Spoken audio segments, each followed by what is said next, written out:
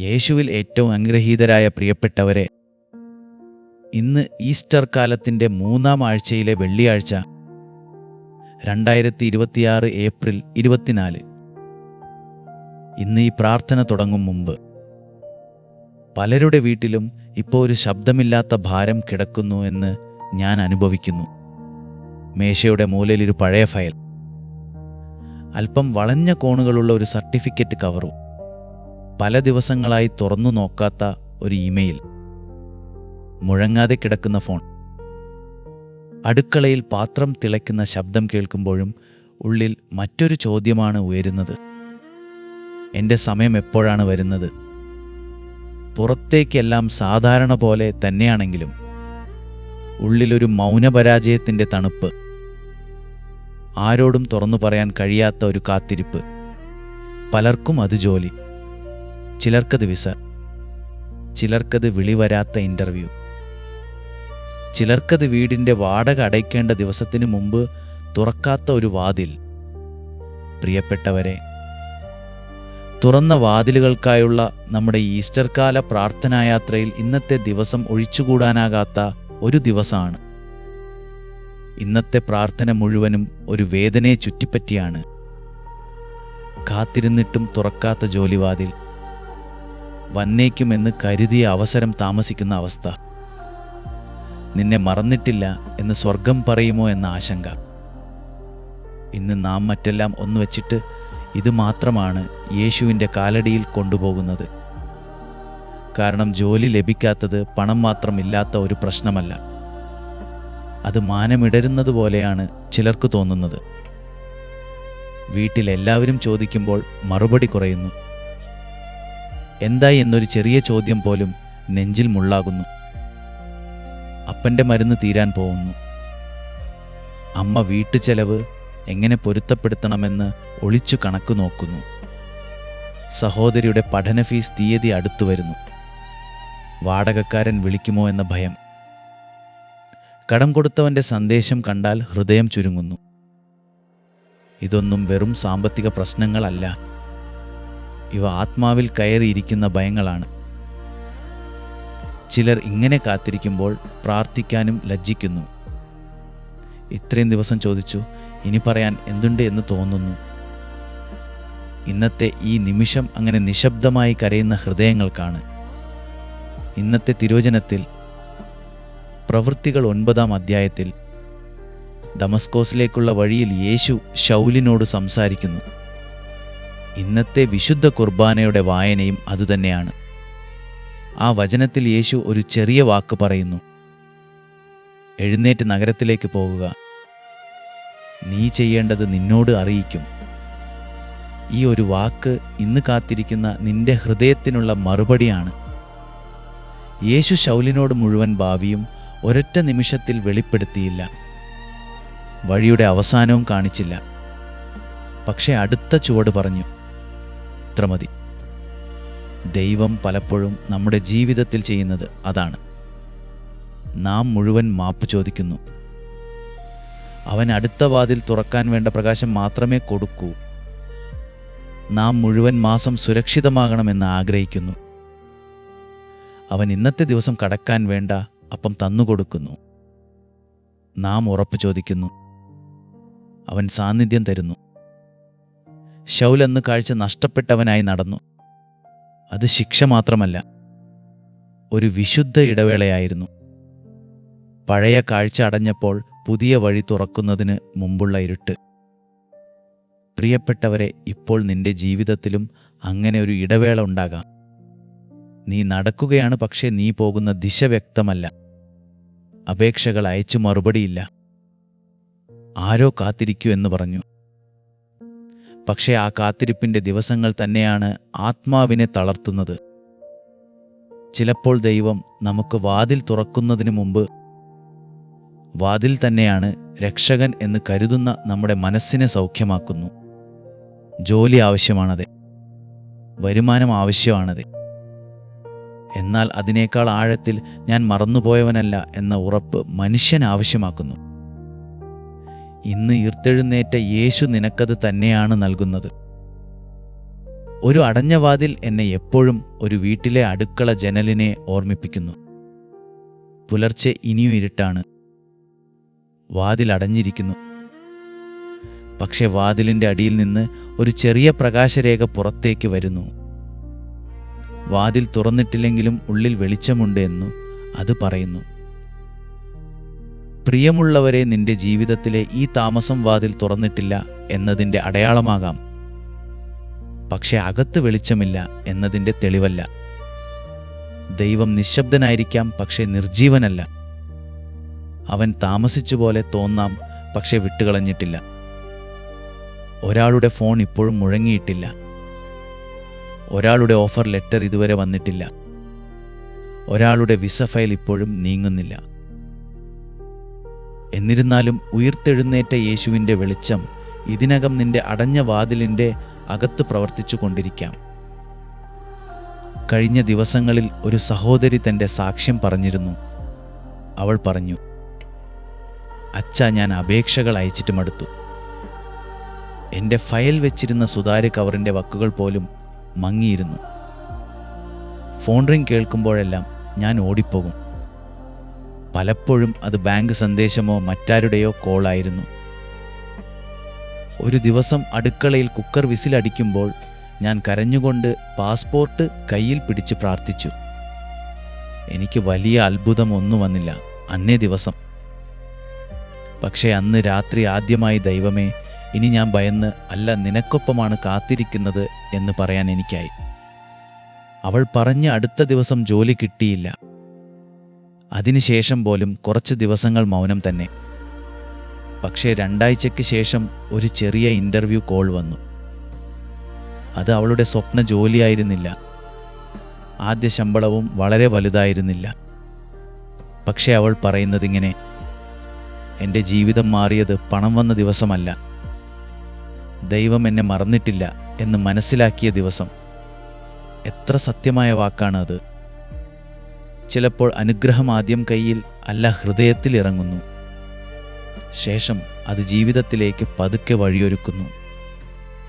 ഇന്ന് ഞാൻ സംസാരിക്കുന്നത് വെറും ജോലി കിട്ടാതെ ബുദ്ധിമുട്ടുന്നവരോട് മാത്രമല്ല, ജോലി കിട്ടിയിട്ടും സ്ഥിരതയില്ലാത്തവരോടുമാണ്. ദിവസവേതനക്കാരൻ ഇന്ന് കിട്ടുമോ ഇല്ലയോ എന്ന് നോക്കി നിൽക്കുന്നു. ഡ്രൈവർ രാവിലെ വാഹനം സ്റ്റാർട്ട് ചെയ്യുമ്പോൾ ഇന്നത്തെ ഓട്ടം മതിയാകുമോ എന്ന് ചിന്തിക്കുന്നു. കടൽക്കാരൻ വലയിട്ടിട്ടും തീരത്തേക്ക് മടങ്ങുമ്പോൾ മുഖത്ത് നിശബ്ദം. വിദേശത്തേക്ക് പോകാൻ കാത്തിരിക്കുന്ന യുവാവ് പാസ്പോർട്ട് അലമാരയിൽ അടച്ചു വച്ചു. വീട്ടുകാരുടെ മുമ്പിൽ ചിരിച്ചാലും രാത്രി ഉറങ്ങാൻ പറ്റുന്നില്ല. വാടക, കടം, EMI, വീട്ടുപണി പകുതിയിൽ നിൽക്കുന്നത്, കുടുംബത്തിൻ്റെ പ്രതീക്ഷകൾ. ഇതെല്ലാം ഒരൊറ്റ ചോദ്യമായി മാറുന്നു. കർത്താവേ, ഞാനിനി എത്ര കാലം? ഇന്നത്തെ പ്രാർത്ഥനയിൽ യേശു അതിനുള്ള മറുപടി തീയതിയാക്കി പറയുന്നില്ല. പക്ഷേ ഉപേക്ഷിക്കാത്ത സാന്നിധ്യമായി നൽകുന്നു. പ്രിയപ്പെട്ടവരെ, ദൈവം പലപ്പോഴും നമ്മുടെ ജീവിതത്തിൽ തുറക്കുന്ന വാതിലുകൾ നമ്മൾ ഇടിച്ചു തുറക്കാൻ ശ്രമിച്ചവയല്ല. ചില വാതിലുകൾ അടഞ്ഞത് പരാജയം കൊണ്ടല്ല, സംരക്ഷണം കൊണ്ടാണ്. ചില താമസങ്ങൾ ശിക്ഷ കൊണ്ടല്ല, ഒരുക്കം കൊണ്ടാണ്. ചില മറുപടിയില്ലായ്മകൾ നിരാകരണം കൊണ്ടല്ല, സമയപൂർണതയ്ക്കായാണ്. ഇത് കേൾക്കുമ്പോൾ ഒരാൾ ചോദിക്കാം, അപ്പോൾ എൻ്റെ വേദന വെറുതെയോ? നിന്റെ കാത്തിരിപ്പിലെ ഓരോ കണ്ണീരും ദൈവത്തിൻ്റെ കയ്യിൽ ഒരു ഭാഷയാണ്. മറ്റാർക്കും മനസ്സിലാകാത്ത നിന്റെ മൗനം അവനോട് മുഴങ്ങുന്ന പ്രാർത്ഥനയാണ്. നിന്റെ തളർന്ന ശബ്ദം, നിന്റെ ഭക്ഷണം കുറയുന്നത്, ഉറക്കത്തിനിടയിൽ ഉണർന്ന് ഫോൺ നോക്കുന്നത്, വീട്ടിൽ വിഷയം മാറുമ്പോൾ ഉള്ളിൽ മുറിവാകുന്നത്, ഇതെല്ലാം സ്വർഗത്തിന് അറിയാം. ഇന്ന് ഞാൻ നിന്നോട് പറയാനുള്ള ഒരു വളരെ വ്യക്തമായ കാര്യമുണ്ട്. ജോലി കിട്ടിയാൽ മാത്രമേ നീ വിലയുള്ളവനാകൂ എന്നത് അസത്യമാണ്. വരുമാനം കുറഞ്ഞാൽ നീ ചെറുതാവുന്നില്ല. മറ്റുള്ളവരുടെ വിജയവാർത്തകൾ കേട്ടപ്പോൾ നിനക്കുള്ളിൽ പൊള്ളുന്ന വേദന പാപമല്ല, അത് മുറിവാണ്. യേശു മുറിവുകളെ ലജ്ജിപ്പിക്കാറില്ല. അദ്ദേഹം തോമസിൻ്റെ മുറിവിനരികിലേക്കാണ് കൈ നീട്ടിയത്. ഉയിർത്തെഴുന്നേറ്റ ശേഷവും തൻ്റെ മുറിവുകൾ മറച്ചില്ല. അതുകൊണ്ട് ഇന്ന് നിന്റെ മുറിവ് മറയ്ക്കേണ്ടതില്ല.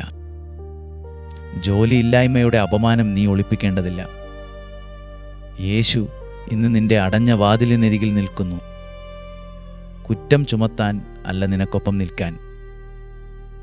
ഇപ്പോൾ ഞാൻ നിന്നെ ഒരു ചെറിയ വിശ്വാസക്രിയയിലേക്ക് ക്ഷണിക്കുകയാണ്. നിനക്ക് കൈവശം പാസ്പോർട്ട് ഉണ്ടെങ്കിൽ അതെടുത്തു പിടിക്കൂ. ജോലിക്കായി വെച്ച ഫയലുണ്ടെങ്കിൽ അത് കയ്യിലെടുക്കൂ. ഒരു സർട്ടിഫിക്കറ്റ്, ഒരു രേഖ, ഒരു ഓഫർ കാത്തിരിക്കുന്ന പകർപ്പ്, ഒരു താക്കോൽ, ഒരു അപേക്ഷയുടെ പ്രിന്റ്, എന്തെങ്കിലും ഉണ്ടെങ്കിൽ മതി. ഒന്നുമില്ലെങ്കിൽ സ്വന്തം വലത് കൈ നെഞ്ചിമേൽ വയ്ക്കൂ. ഇതൊരു മന്ത്രമല്ല, ഇത് ദൈവസന്നിധിയിൽ നിന്റെ ഭാരം പേരുപറഞ്ഞ് ഏൽപ്പിക്കുന്ന ഒരു വിശ്വാസചിഹ്നമാണ്. അങ്ങനെ പിടിച്ചുകൊണ്ട് ഒരു നിമിഷം മിണ്ടാതിരിക്കുക. നീ ഇപ്പോൾ കയ്യിൽ പിടിച്ചിരിക്കുന്നത് വെറും പേപ്പറല്ല, നിന്റെ ഉറക്കം കവർന്ന കാത്തിരിപ്പാണ്. അത് ഇപ്പോൾ യേശുവിൻ്റെ സാന്നിധ്യത്തിലേക്ക് ഉയർത്തിക്കൊടുക്കൂ. കർത്താവായ യേശുവെ, ഉയിർത്തെഴുന്നേറ്റ രക്ഷകനെ, അടഞ്ഞ വാതിലുകൾക്കുള്ളിലും കടന്നുവരുന്ന സമാധാനമേ, ഇന്നിവിടെ ഈ സഹോദരങ്ങളുടെയും സഹോദരിമാരുടെയും ജീവിതത്തിലെ ജോലി വാതിലുകൾ ഞാൻ നിന്റെ സന്നിധിയിൽ വയ്ക്കുന്നു. പലരും വളരെ മടുത്തിരിക്കുന്ന യേശുവേ, അവർ പുറത്തു കരയുന്നില്ല, ഉള്ളിൽ തകർന്നിരിക്കുന്നു. അപേക്ഷ അയച്ച കൈകൾ മടുത്തിരിക്കുന്നു, മറുപടി കാത്തിരിക്കുന്ന കണ്ണുകൾ ഉണങ്ങിപ്പോയിരിക്കുന്നു. വീട്ടിൽ എല്ലാവരോടും ധൈര്യം കാണിക്കുന്ന ഈ മക്കൾ രാത്രി ഒറ്റയ്ക്കായപ്പോൾ വളരെ ദുർബലരാണ്. അവരുടെ മേശപ്പുറത്തെ ഫയലുകൾ നീ കാണുന്നു, അവരുടെ അലമാരയിൽ വെച്ച പാസ്പോർട്ട് നീ കാണുന്നു, അവരുടെ ഫോൺ സ്ക്രീനിലേക്കുള്ള ആവർത്തിച്ചു നോക്കൽ നീ കാണുന്നു. വാടക തീയതി അടുത്തുവരുന്നത് നീ അറിയുന്നു. മരുന്ന് വാങ്ങേണ്ട കുടുംബങ്ങളെ നീ അറിയുന്നു. കടം അടയ്ക്കാനാകാത്ത ലജ്ജ നീ അറിയുന്നു. കർത്താവെ, ഇന്നവർക്ക് നീ ശൗലിനോട് പറഞ്ഞ അതേ സ്നേഹത്തോടെ പറയണം, എഴുന്നേൽക്ക്, ഞാൻ നിന്നെ വിട്ടിട്ടില്ല. യേശുവെ, മറുപടിയില്ലാത്ത ദിവസങ്ങളിൽ ദുഷ്ടാത്മാവ് പറയുന്ന എല്ലാ കള്ളവാക്കുകളും ഞങ്ങൾ നിന്റെ നാമത്തിൽ തള്ളിപ്പറയുന്നു. നീ തോറ്റുപോയി, നിനക്കായി ഒന്നുമില്ല, മറ്റുള്ളവർ മുന്നോട്ട് പോയി, നിന്റെ സമയം കഴിഞ്ഞു. ഇത്തരത്തിലുള്ള എല്ലാ ഭയസ്വരങ്ങളും നിന്റെ ക്രൂശിൻ്റെ കീഴിൽ നിശബ്ദമാകട്ടെ. ഉയിർത്തെഴുന്നേറ്റ കർത്താവെ, അവരുടെ ഉള്ളിലെ ഇരുണ്ട മുറികളിൽ വെളിച്ചം തെളിയിക്കണമേ. അവസരം തുറക്കുന്നതിന് മുമ്പ് ആത്മാവ് തകരാതെ ഇരിക്കാൻ കൃപ തരണമേ. കാത്തിരിപ്പിൽ അപമാനം കുടിച്ച ഹൃദയങ്ങൾക്ക് മാന്യം തിരിച്ചു തരണമേ. ഞാൻ ആരുടെയോ ഭാരം എന്ന ചിന്തയിൽ വിങ്ങുന്നവർക്കു നീ എൻ്റെ പ്രിയപ്പെട്ടവൻ എന്ന നിന്റെ ശബ്ദം കേൾപ്പിക്കണമേ. കരുണാനിധിയായ യേശുവെ, ഉടൻ മറുപടി വരേണ്ടവർക്ക് മറുപടി തരണമേ. നീങ്ങേണ്ട ഫയലുകൾ നീക്കണമേ. തുറക്കേണ്ട വാതിലുകൾ തുറക്കണമേ. തടസ്സമായി നിൽക്കുന്ന അനാവശ്യ ഭയങ്ങളും ആശയക്കുഴപ്പങ്ങളും നീക്കണമേ. പക്ഷേ അതിനു മുമ്പ് ഭയത്തിൽ വിറയുന്ന ആത്മാവിനെ സൗഖ്യമാക്കണമേ. ജോലി കിട്ടുന്നതിന് മുമ്പ് പ്രത്യാശ മരിച്ചു പോകരുതേ. ശമ്പളം വരുന്നതിന് മുമ്പ് സമാധാനം വീട്ടിൽ നിന്ന് പുറത്തു പോകരുതേ. ഓഫർ ലെറ്റർ ലഭിക്കുന്നതിന് മുമ്പ് ഈ കുട്ടികൾ സ്വന്തം വില മറക്കരുതേ. കർത്താവെ, കാത്തിരിപ്പിൻ്റെ കഠിനതയിൽ അവർ പ്രാർത്ഥന ഉപേക്ഷിക്കാതിരിക്കട്ടെ. നിന്നെക്കാൾ വേഗം ഓടാനുള്ള ദാഹത്തിൽ അവർ ഹൃദയം നഷ്ടപ്പെടുത്താതിരിക്കട്ടെ.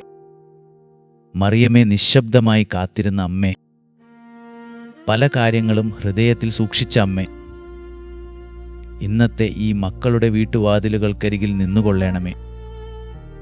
അമ്മയുടെ സാന്നിധ്യം പോലെ ഭയം ശമിക്കട്ടെ. സെന്റ് ജോസഫെ, കുടുംബത്തിൻ്റെ മൗനാധാരമേ, ജോലിയില്ലായ്മയുടെ വേദന അനുഭവിക്കുന്നവർക്കായി മധ്യസ്ഥനാകണമേ. അപ്പം കണ്ടെത്തേണ്ട പിതാക്കന്മാരെ ബലപ്പെടുത്തണമേ. പ്രതീക്ഷ നഷ്ടപ്പെടുന്ന യുവാക്കളെ പിടിച്ചു നിർത്തണമേ. യേശുവിൻ്റെ തിരുഹൃദയമേ, തകർന്ന സ്വാഭിമാനത്തെ സ്പർശിക്കണമേ. പ്രിയപ്പെട്ടവരെ, ഞാൻ നിങ്ങളോട് ഒരു സത്യവും പറയാം. ചിലപ്പോൾ നമുക്ക് വേണ്ട അത്ഭുതം വാതിൽ തുറക്കുക തന്നെയായിരിക്കും. ചിലപ്പോൾ അത്ഭുതം വാതിൽ തുറക്കുന്നതിന് മുൻപ് കരഞ്ഞുകൊണ്ടിരുന്ന ഹൃദയം സമാധാനപ്പെടുന്നതാണ്. രണ്ടും ദൈവത്തിൻ്റെ പ്രവൃത്തിയാണ്. നമുക്ക് രണ്ടാമത്തേതിനെ ചെറുതാക്കി കാണാൻ പാടില്ല. ദൈവമുള്ളിൽ താങ്ങിയില്ലെങ്കിൽ പുറത്തുള്ള അനുഗ്രഹം പോലും നമ്മെ സ്ഥിരമാക്കില്ല. അതുകൊണ്ട് ഇന്നിൻ്റെ ഏറ്റവും വലിയ അനുഗ്രഹം ആദ്യം നിന്റെ ഹൃദയത്തിൽ ഇറങ്ങട്ടെ.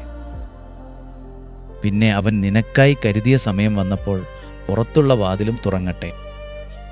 ഇപ്പോൾ കമൻറ്റിൽ നിന്റെ പേരെഴുതൂ. നിനക്ക് സൗകര്യമുണ്ടെങ്കിൽ നീ എന്തിനാണ് കാത്തിരിക്കുന്നതെന്നും എഴുതൂ. ജോലി, വിസ്, വീട്ടുവാട, കടം, ചികിത്സ, സമാധാനം, പരീക്ഷ, വിവാഹം, കുടുംബശാന്തി. അല്ലെങ്കിൽ ഒരു ചെറിയ ആമേൻ മാത്രം എഴുതൂ.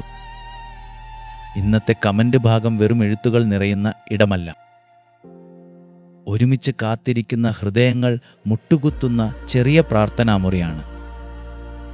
ഇവിടെ എഴുതുന്ന ഓരോ പേരിനു വേണ്ടി ഞാൻ ഇന്ന് പ്രത്യേകമായി പ്രാർത്ഥിക്കും. ഇന്നത്തെ വിശ്വാസ പ്രതികരണം ഇതായിരിക്കട്ടെ. ഇന്ന് രാത്രി ഉറങ്ങാൻ മുൻപ് നീ കാത്തിരിക്കുന്ന രേഖയോ ഫയലോ കയ്യിൽ പിടിച്ച് ഒരു പ്രാവശ്യം മിണ്ടാതിരിക്കുക. പിന്നെ മൃദുവായി പറയുക, യേശുവേ, എൻ്റെ അടുത്ത ചുവട് നീ അറിയുന്നു. ഞാൻ ഭയന്നല്ല, നിന്നെ പിടിച്ചാണ് കാത്തിരിക്കുന്നത്. അത്ര മതി. എല്ലാം മനസ്സിലാകേണ്ടതില്ല, മുഴുവൻ വഴി കാണേണ്ടതില്ല. അടുത്ത ചുവടിന് അവൻ മതി. ഈ സന്ദേശം നിന്റെ ഫോണിൽ മാത്രം അടച്ചു വയ്ക്കരുത്. നിന്റെ വാട്സാപ്പ്, നിന്റെ സ്റ്റാറ്റസ്, നിന്റെ ഒരു ഷെയർ ഇന്ന് ആരുടെയോ കണ്ണീരിലേക്ക് ദൈവവചനം എത്തിക്കുന്ന യാഗപീഠമാകാം. ചിലപ്പോൾ ഒരു പങ്കുവെച്ച പ്രാർത്ഥന ആരോ അവസാന നിമിഷം പിടിച്ചു നിൽക്കുന്ന ചെറിയ കയറാകാം. നിന്റെ ഫോൺ ഇന്ന് സുവിശേഷം വഹിക്കുന്ന ഒരു ചെറു പൾപ്പിറ്റ് ആകട്ടെ. പ്രിയമുള്ളവരെ, നിന്റെ കാത്തിരിപ്പിൻ ദൈവം അർത്ഥം തരട്ടെ. നിന്റെ അടഞ്ഞ വാതിലിന് മുൻപിൽ ഉയിർത്തെഴുന്നേറ്റ യേശു വെളിച്ചം കൊളുത്തട്ടെ. കാണുന്നതുവരെ സ്വർഗത്തിലെ ദൈവം എന്നെയും നിങ്ങളെയും സൂക്ഷിക്കട്ടെ. ആമേൻ. നാളെ പുലർച്ചെ കൃത്യം 5:30 തീർച്ചയായും വീണ്ടും കാണാം.